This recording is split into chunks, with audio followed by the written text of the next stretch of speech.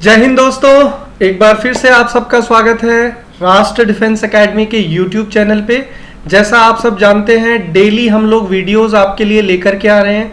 उसी सीरीज में आज का वीडियो जो है वो कंबाइंड डिफेंस सर्विसेज के लिए है। ठीक है, कंबाइंड डिफेंस सर्विसेज के लिए पूरी डिटेल मैं आपके साथ शेयर करूंगा। जो लोग पहली बार ये वीडियो देख रहे हैं, पीछे जाकर के देख सकते हैं, हमने एनडीए एग्जाम के बारे में भी पूरी चीजें डिस्कस करी हैं कि किस तरीके से एनडीए का एग्जाम होता है। आज मैं आपसे बात करूंगा सीडीएस को लेकर के। सीडीएस का फुल फॉर्म है कंबाइंड डिफेंस सर्विसेज। तो आइए देखते हैं कि सीडीएस के अंदर क्या चीजें हैं और किस तरीके से हम लोग इसको यूज करेंगे। Combined defence services exam is conducted by UPSC. सबसे पहले तो आपको ये चीज समझना जरूरी है कि जो ऑर्गेनाइजेशन डिफेंस सर्विसेज का एग्जाम करवाती है उसका फुल फॉर्म है यूनियन पब्लिक सर्विस कमीशन। तो ये जो एग्जाम है ये यूपीएससी के द्वारा कंडक्ट किया जाता है। सेकंड इंपॉर्टेंट बात क्या है, exam held twice in a year, February and August. तो ये भी एक काफी इंपॉर्टेंट इंफॉर्मेशन है कि एक साल में आपको दो चांसेस मिलेंगे, एक तो फरवरी में एग्जाम होता है और एक अगस्त में। तो आप दोनों में से कोई भी एग्जाम अपीयर कर सकते हैं। तीसरा, 3 step selection process, written, SSB, medical. तो आपको जब आप सीडीएस के लिए अपीयर होते हैं तो सबसे पहले रिटन एग्जाम होता है। अगर आप रिटन एग्जाम क्वालिफाई कर लेते हैं तो आपको एसएसबी देना पड़ता है। एसएसबी का फुल फॉर्म होता है सर्विस सिलेक्शन बोर्ड। तो एसएसबी जो है वो एक तरीके से इंटरव्यू है। तो यहाँ पे जो सर्विस बोर्ड है, आर्मी, नेवी और एयरफोर्स, वो आपका एक इंटरव्यू कंडक्ट करता है। एसएसबी जो है ये एक 5 डे प्रोसेस है जिसमें फर्स्ट डे स्क्रीनिंग होता है। स्क्रीनिंग में 2 चीजें होती हैं, एक तो आपका रिटन टेस्ट होता है, नॉर्मल एप्टीट्यूड टेस्ट, और एक आपका पीपीडीटी होता है। पीपीडीटी का मतलब होता है पिक्चर परसेप्शन डिस्क्रिप्शन टेस्ट। एक आपको पिक्चर शो किया जाता है और उसके ऊपर आपको स्टोरी राइट करना होता है और आफ्टर दैट आपको वो स्टोरी नरेट करनी होती है। और ये पूरा जो प्रोसेस है ये इंग्लिश में होता है। तो इंग्लिश स्पीकिंग स्टूडेंट्स को वहाँ पे प्रायोरिटी रहती है, तो आपको अपना इंग्लिश इंप्रूव करना पड़ेगा। अगर आप एसएसबी क्वालिफाई कर लेते हैं तो फिर आपको मेडिकल के लिए अपीयर होना पड़ेगा, क्योंकि डिफेंस सर्विसेज जो है थोड़ी चैलेंजिंग जॉब है, तो फिजिकली और मेंटली फिट होना वहाँ पे बहुत ज़रूरी है। अगर आप ये तीनों स्टेप्स क्वालिफाई करते हैं, रिटन, एसएसबी एंड मेडिकल, तब आप फाइनली फिर मेरिट लिस्ट में पहुंचते हैं। और मेरिट लिस्ट में अगर आपका नंबर आ जाता है तो फाइनली फिर आप एकेडमी पहुंच जाते हैं ट्रेनिंग के लिए। Recruitment for following academies through CDS. और जब आप सीडीएस का एग्जाम क्वालिफाई कर लेते हैं, मेरिट लिस्ट में आप आ जाते हैं, तब फिर आप 3 जगह पहुंच सकते हैं। वो आपको आपके मार्क्स के अकॉर्डिंग एकेडमी दी जाती है। अगर आपके बहुत अच्छे मार्क्स हैं तो सबसे हाईएस्ट प्रेफरेंस रहता है इंडियन एयरफोर्स एकेडमी। ठीक है, तो इंडियन एयरफोर्स एकेडमी के लिए आपको सबसे ज़्यादा कट ऑफ को क्वालिफाई करना पड़ता है। इंपॉर्टेंट चीज़ आपको बताता हूँ, इंडियन एयरफोर्स एकेडमी जो है ये यहाँ पे हैदराबाद में सिचुएटेड है। ठीक है, अगर उससे थोड़े कम नंबर रहते हैं तो सेकंड नंबर पे फिर आपको मिलता है इंडियन नेवल एकेडमी। और इंडियन नेवल एकेडमी कहाँ पे लोकेटेड है? केरला में। ठीक है, फिर थर्ड प्रेफरेंस पे आपको मिलता है इंडियन मिलिट्री एकेडमी, और ये कहाँ पे है? देहरादून में। ठीक है, और चौथे पे आपको मिलता है ऑफिसर्स ट्रेनिंग एकेडमी, जिसको आप ओटीए भी बोलते हैं, और ओटीए आपका कहाँ पे है? चेन्नई में। ठीक है, तो ये पूरी इंफॉर्मेशन थी। थोड़ा आगे चलते हैं। देखिए नेक्स्ट जो है एजुकेशन क्वालिफिकेशन, हमको ये समझना है कि कौन सी चीज़ें, कौन सा एजुकेशनल बैकग्राउंड हमारे पास होना चाहिए ताकि हम लोग कंबाइंड डिफेंस सर्विसेज के एग्जाम में अपीयर हो सकें। तो सबसे पहले देखिए यहाँ पे, अगर आप इंडियन मिलिट्री एकेडमी और ऑफिसर्स ट्रेनिंग एकेडमी में जाना चाहते हैं तो आपके पास ग्रेजुएशन डिग्री होना चाहिए। यहाँ पे ये जो डिग्री की हम लोग बात कर रहे हैं, ये कौन सा डिग्री है? ग्रेजुएशन। आप नॉर्मल ग्रेजुएशन आपके पास होना चाहिए। You can be whether BA, BCom और BSc। BSc दोनों आप अलाउ कर सकते हैं, बायो और मैथ्स दोनों से।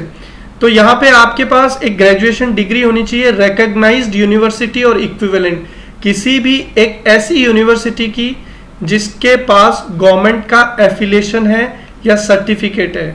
ऐसा नहीं कि आप किसी फेक यूनिवर्सिटी से डिग्री लेके पहुंच जाएं, ऐसे केस में आपके ऊपर लाइफ टाइम बैन भी हो सकता है, आप एग्जाम नहीं दे पाएंगे आगे। दूसरा है इंडियन नेवल एकेडमी। अगर आपको इंडियन नेवल एकेडमी ज्वाइन करना है तो आपके पास ग्रेजुएशन में BTech होना चाहिए या BE, बैचलर ऑफ इंजीनियरिंग, और you can also be BTech, ठीक है। तीसरा है इंडियन एयरफोर्स एकेडमी। अगर आप इंडियन एयरफोर्स एकेडमी में जाना चाहते हैं तो degree from recognised university with physics and maths at 10+2। आपका 10+2 में आपके पास PCM होना चाहिए, फिजिक्स केमिस्ट्री मैथ्स, और आपके पास उससे ग्रेजुएशन का डिग्री होना चाहिए। या फिर इसके अलावा अगर आपके पास BE या BTech का डिग्री है, बैचलर ऑफ इंजीनियरिंग अगर आपके पास है तो भी आप अप्लाई कर सकते हैं। तो ये पूरा एजुकेशन क्वालिफिकेशन के बारे में हमने समझा। आगे चलते हैं। Eligibility according to age, gender and marital status, this is also very important.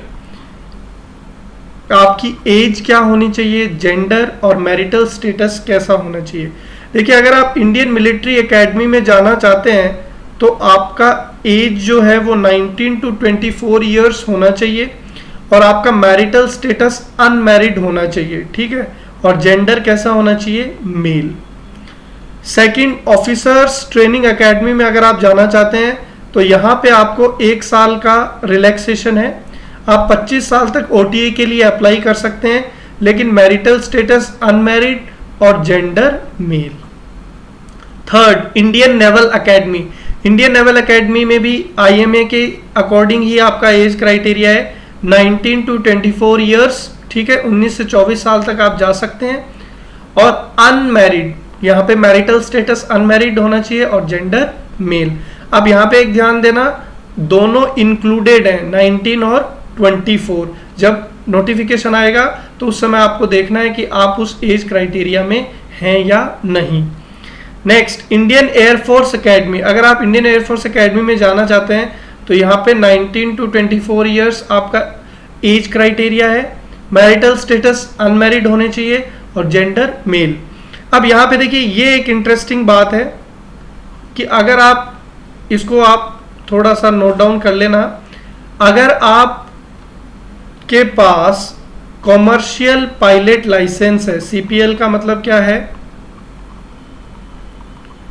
Commercial pilot licence, तो अगर आपके पास DGCA का मतलब क्या है, directorate general of civil aviation, तो ये इंडियन गवर्नमेंट की ऑर्गेनाइजेशन है, तो इसके पास अगर आप CPL का लाइसेंस ले लेते हैं, अगर आपके पास DGCA के द्वारा कॉमर्शियल पायलट लाइसेंस इश्यूड है तो आपको 2 साल का रिलैक्सेशन है, आप 26 ईयर्स तक एयरफोर्स के लिए अप्लाई कर सकते हैं। बात करते हैं पेपर पैटर्न की, तो CDS एग्ज़ाम में जो पेपर आता है उसके अंदर हमको 3 सब्जेक्ट का पेपर देना पड़ता है, इंग्लिश, जनरल नॉलेज और मैथमेटिक्स। इंग्लिश की अगर बात करते हैं तो इंग्लिश में आपको 120 क्वेश्चन आएंगे, टाइम आपको 2 घंटे का मिलेगा और आपको 100 marks total maximum marks. General knowledge की अगर बात करता हूँ तो इसके अंदर अगेन 120 क्वेश्चंस होंगे, 2 आवर्स का टाइम होगा और मैक्सिमम मार्क्स कितने होंगे, 100। Third, mathematics. मैथमेटिक्स में चेंज है, मैथमेटिक्स में नंबर ऑफ क्वेश्चंस कम है, 100 क्वेश्चंस होंगे। टाइम जो आपको देना पड़ेगा वो 2 घंटे का होगा, और जो मार्क्स आपको देने पड़ेंगे वो कितने होंगे, 100। आगे देखिए, there is negative marking for every question. ये चीज़ आपको समझनी ज़रूरी है कि अगर आपने किसी क्वेश्चन को गलत कर दिया तो आपको 1/3 नेगेटिव मार्क के तौर पे काटा जाएगा, ठीक है। तो ये चीज़ आपको ध्यान रखनी है कि वहाँ पे आपको कोई भी आंसर को गैस नहीं करना है, जिस भी आंसर में आप श्योर हों वही आपको टिक करना है, अदरवाइज आपका 1/3 as a negative marks deduct हो जाएगा। For OTA there is no mathematics paper, this is also very important. अगर कोई भी व्यक्ति ऑफिसर्स ट्रेनिंग एकेडमी में जाना चाहता है तो उसको मैथ्स का एग्ज़ाम नहीं देना पड़ेगा, सिर्फ इंग्लिश और जनरल नॉलेज का एग्ज़ाम होगा। Candidates who qualify written exam will be called for SSB interview. वो कैंडिडेट्स जो रिटन एग्ज़ाम क्वालिफाई कर लेंगे उनको फिर इंटरव्यू के लिए जाना पड़ेगा, और वो इंटरव्यू SSB कंडक्ट करवाएगा, सर्विस सिलेक्शन बोर्ड। SSB के बारे में मैं आपको पीछे की स्लाइड में डिटेल में बता चुका हूँ। एक इंटरेस्टिंग चीज़ मैं आपको ये बताना चाहता हूँ कि ये जो आपके पेपर हैं वो अलग अलग शिफ्ट में होते हैं और एक ही दिन में तीनों पेपर होंगे। देखिए, इंग्लिश की अगर बात करता हूँ तो इंग्लिश का पेपर आपका मॉर्निंग शिफ्ट में होगा। जीके की अगर बात करता हूँ तो जीके का आपका जो पेपर है वो आफ्टरनून शिफ्ट में होगा, और मैथ्स की अगर बात करता हूँ तो मैथ्स का जो पेपर है वो आपका इवनिंग शिफ्ट में होगा। आगे चलते हैं।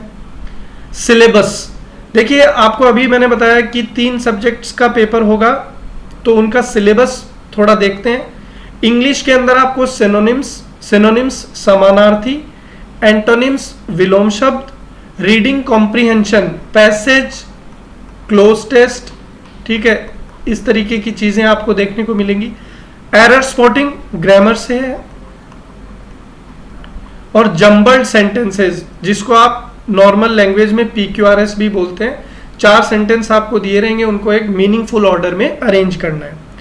जीके का सिलेबस समझते हैं। पेपर 2 हिस्ट्री आपको आएगा, इंडियन हिस्ट्री, कोई भी स्टेट की हिस्ट्री आपसे नहीं पूछी जाएगी। राजस्थान, मध्य प्रदेश, जो भी स्टेट से आप बिलोंग करते हैं, कॉमन है, इंडियन हिस्ट्री आपसे पूछी जाएगी।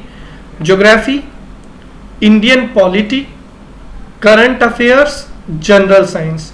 तो ये आपका जीके का सिलेबस है। थर्ड पेपर होगा आपका एलिमेंट्री मैथमेटिक्स। एलिमेंट्री का मतलब होता है बेसिक, तो बेसिक मैथमेटिक्स का पेपर होगा, जिसमें आपसे आर्थमेटिक जिन लोगों को नहीं पता उनको मैं बता देता हूँ। Percentage, number system, profit loss, ये जो सारे टॉपिक हैं ये किस में आते हैं, अर्थमेटिक में। एलिमेंट्री नंबर सिस्टम, ठीक है, बेसिक नंबर सिस्टम के क्वेश्चंस आपसे पूछे जाएंगे। अलजेब्रा, ठीक है, ट्रिग्नोमेट्री, ज्योमेट्री, मेंसुरेशन, स्टैटिस्टिक्स, ये आपका मैथमेटिक्स का सिलेबस है। तो बेसिक चीजें आपसे पूछी जाएंगी। पैटर्न ऑफ इंग्लिश पेपर, देखिए मैं इंग्लिश सब्जेक्ट से डील करता हूं, इंग्लिश का फैकल्टी हूं, तो मैं आपको इंग्लिश डिटेल में बताऊंगा कि इंग्लिश के पेपर में आपसे क्या क्या पूछा जाएगा। तो देखिए, आइए सबसे पहले कॉम्प्रीहेंशन 5+5। 5+5 का मतलब है कि 2 पैसेज आपसे पूछे जाएंगे। जो 10th क्लास में अगर आपने एग्जाम दिया इंग्लिश का तो आपने देखा होगा कि वहाँ पे पैसेज पूछे जाते हैं, अनसीन पैसेज। उसी तरीके के पैसेज आपको CDS के इंग्लिश के पेपर में देखने को मिलेंगे, और यहाँ पे 10 क्वेश्चन होंगे। दूसरा है स्पॉटिंग एरर्स। देखिए, spotting errors completely grammar section का टॉपिक है। तो ग्रामर में आप पढ़ेंगे noun, pronoun, adjective, verb, adverb, preposition, conjunction, interjection. तो ये सारा जो मटेरियल है उससे आपसे स्पॉटिंग एरर के क्वेश्चन पूछे जाएंगे। फिक्स है, यहाँ पे 10 क्वेश्चन आएंगे और 10 क्वेश्चन ही पैसेज के हैं। Ordering of words in a sentence, देखिए शब्दों को वाक्य में प्रॉपरली अरेंज करना, इस तरीके से क्वेश्चन आते हैं। तो 10 क्वेश्चन आपसे यहाँ से भी पूछे जा सकते हैं। इडियम्स एंड फ्रेजेस, इनको हम लोग बोलते हैं कहावत, मुहावरे। देखिए, जैसा आपको पता है कि हिंदी की तरह इंग्लिश भी एक लैंग्वेज है, तो हिंदी में आपने सुना होगा नाच न जाने आंगन टेढ़ा, इस तरीके की चीज़ें। तो उसी तरीके से इंग्लिश भी एक लैंग्वेज है, तो यहाँ पे भी आपको इडियम एंड फ्रेजेस एग्जाम में पूछे जाते हैं।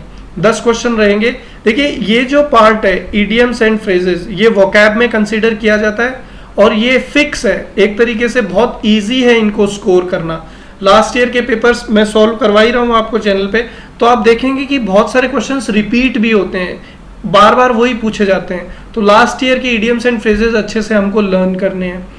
फिर ordering of sentences, ordering of sentences के अंदर आपको S1 और S6 इस तरीके से 2 ओपनिंग और क्लोजिंग सेंटेंस होंगे और बीच में 4 सेंटेंस और होंगे PQRS की तरह, उनको एक मीनिंगफुल ऑर्डर में आपको अरेंज करना है। इसके भी कितने क्वेश्चन आपसे पूछे जाएंगे? 10 question. Fill in the blanks, ठीक है। फिल इन द ब्लैंक्स देखिए 2 चीजों पे इन्वॉल्व होता है, ग्रामर और वोकैब, दोनों का आपके पास बराबर नॉलेज होना चाहिए। ग्रामर और वोकैब दोनों को मिक्स करके आपसे फिल इन द ब्लैंक्स पूछे जाते हैं। सिनोनिम्स समानार्थियों को बोलते हैं, एक वीडियो मैंने आपको बताया भी है एनडीए एग्जाम का, उसमें किस तरीके से सिनोनिम पूछे गए थे, डिटेल में डिस्कस किया था, आप देख सकते हैं जा करके। 10 क्वेश्चन सिनोनिम के पूछे जाएंगे। एंटोनिम्स विलोम शब्द, अपोजिट वर्ड्स, और सिनोनिम्स को क्या बोलते हैं? Same words. 10 क्वेश्चन यहां से भी आएंगे। ये जो दोनों हैं सिनोनिम्स और एंटोनिम्स, ये भी किसका पार्ट है? वोकैब का पार्ट है। Parts of speech, parts of speech 8 हैं इंग्लिश ग्रामर में, noun, pronoun, adjective, verb, adverb, preposition, conjunction और इंटरजेक्शन। तो ये 8 पार्ट्स ऑफ स्पीच से भी क्वेश्चन पूछे जा सकते हैं। स्पेलिंग मिस्टेक्स 10 क्वेश्चन, देखिए ये इंपॉर्टेंट है और काफी इजी भी है। इसमें क्या होगा, 4 स्पेलिंग दी रहेंगी, 3 करेक्ट होंगी, 1 गलत होगी, वो आपको आइडेंटिफाई करके आंसर के ऑप्शन में फिलअप करना है। Transformation of sentences, transformation of sentences का मतलब क्या हुआ कि आपको सेंटेंसेस को एक कैटेगरी से दूसरी कैटेगरी में चेंज करना आना चाहिए। जैसे आपको एक सेंटेंस दे दिया अफर्मेटिव, अफर्मेटिव को आपको कन्वर्ट करना है किसमें? नेगेटिव में। हो सकता है आपको कन्वर्ट करने को दे दे इंट्रोगेटिव में, आपको कन्वर्ट करने को दे दे इंपेरेटिव सेंटेंस में, आपको कन्वर्ट करने को दे दे ऑप्टेटिव सेंटेंस में, आपको कन्वर्ट करने को दे दे एक्सक्लेमेटरी सेंटेंस में। तो इस तरीके से देखिए मैंने आपको 6 टाइप ऑफ सेंटेंस भी बता दिए। तो यहाँ पे आपको इस तरीके के क्वेश्चन भी एग्जाम में देखने को मिलते हैं, ये काफी इंपॉर्टेंट है भाई, अक्सर स्टूडेंट्स इसमें फंसते हैं। रिपोर्टेड स्पीच, जिसको आप लोकल लैंग्वेज में नरेशन भी बोलते हैं, 10 क्वेश्चन इसके भी आपसे पूछे जाएंगे। तो देखिए टोटल कितने हो गए? 120। और सबसे अच्छी चीज यहाँ पे क्या है, फिक्स है नंबर ऑफ क्वेश्चंस, वेरी नहीं होता है। तो हर जो टॉपिक है उसको आपको बराबर वेटेज देके पढ़ाई करना है। थैंक यू, आई होप कि आपको ये चीज़ें समझ में आई होंगी। अगर आपको वीडियो पसंद आया है तो लाइक करिए, चैनल को सब्सक्राइब कर लीजिए ताकि नेक्स्ट वीडियो का नोटिफिकेशन आपको मिल जाएगी। Bye bye.